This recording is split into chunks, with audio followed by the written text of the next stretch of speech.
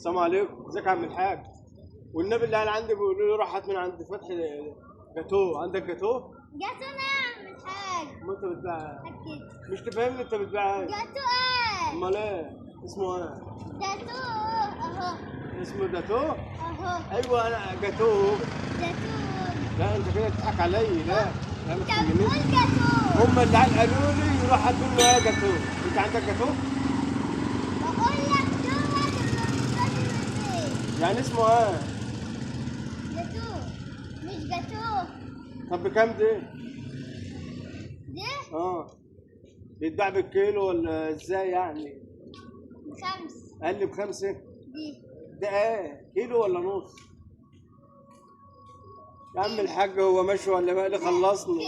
كيلو. كيلو؟ 5؟ اسمه ايه؟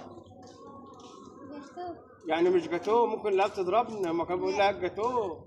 لا جاتوه. هو ده متأكد؟ طب الحمد لله، متشكرين يا عم الحاج.